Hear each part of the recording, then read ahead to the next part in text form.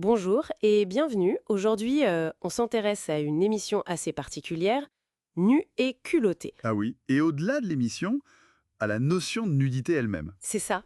On a brassé pas mal de choses, des critiques de spectateurs, des interviews de Nancy Moot, un article plus philo. Hmm.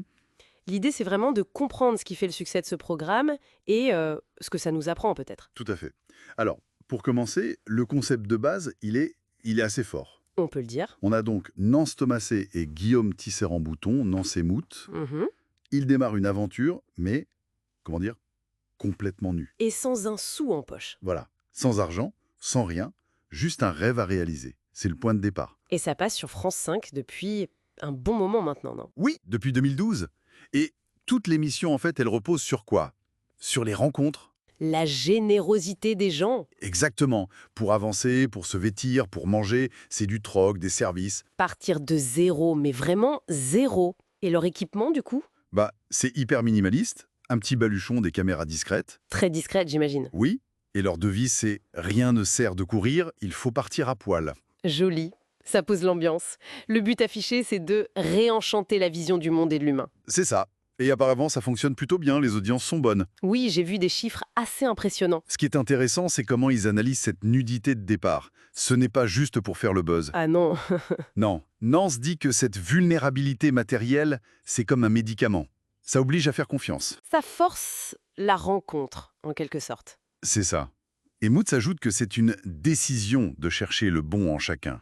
Une démarche consciente. Oui, parce que la nécessité, trouver un toit, des vêtements, eh ben, ça accélère tout. Ça brise la glace direct. Donc, cette vulnérabilité, c'est un peu un raccourci social. Ça va plus loin que juste ne pas avoir de vêtements. Tout à fait.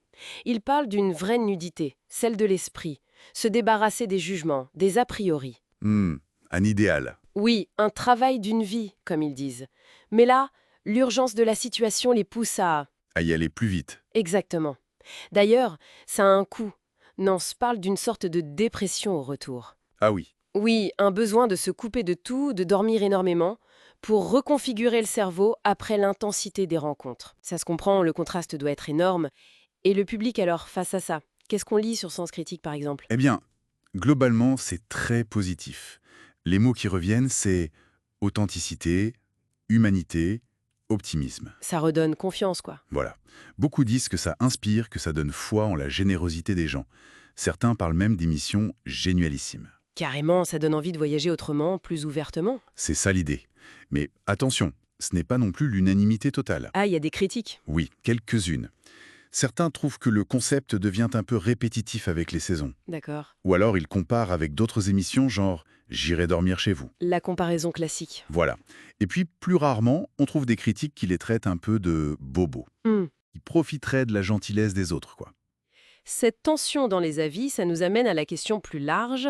La nudité, qu'est-ce que ça représente vraiment? Oui, c'est essentiel d'élargir un peu. La nudité, c'est l'absence de vêtements, d'accord? Mais ça porte plein de significations différentes. Qui varie selon les cultures, les contextes. Exactement. Il faut bien distinguer, par exemple, le naturisme qui recherche une harmonie avec la nature sans dimension sexuelle. Mhm. De l'association qu'on fait souvent entre nudité et sexualité ou intimité. C'est ça. Mais cette association n'est pas automatique. La nudité peut être utilisée pour la pub, la provocation politique, on pense aux Femen par exemple. Oui, c'est vrai. Et puis, il y a le regard des religions qui est très varié. Très varié. Symbole de pureté ou de détachement pour certains, d'innocence, puis de honte pour d'autres, ou encore un appel à la pudeur. C'est un concept vraiment complexe. Absolument. Ça peut être politique, ça peut être un objet de consommation, dans la pornographie, ou juste un état naturel. Tout ça nous dit aussi beaucoup sur le vêtement lui-même. C'est vrai, le vêtement comme protection, normes sociales, séduction. Intimité. Nu et culotté, en fait, il joue avec ça. L'absence de vêtements devient le point de départ pour chercher la connexion. En résumé, l'émission utilise la nudité comme un outil pour provoquer la rencontre, révéler la générosité. C'est une sorte de catalyseur social, oui. Mais ça nous renvoie aussi à notre propre gêne ou notre fascination face au corps nu, à la vulnérabilité. Tout à fait. Ça montre que la nudité, c'est bien plus qu'une histoire de tissu. C'est une expérience sociale assez unique qu'il propose. Et pour finir, peut-être une question pour réfléchir un peu? Hmm. L'émission montre qu'enlever ses vêtements physiques ouvre des portes. Mais si on essayait, nous aussi, plus souvent d'enlever nos vêtements sociaux? C'est-à-dire, Nos jugements, nos statuts, nos attentes, pour aller vers l'autre avec une curiosité vraiment désarmée. Est-ce que la vraie aventure, elle commencerait pas là? belle question pour conclure. Ça laisse à penser.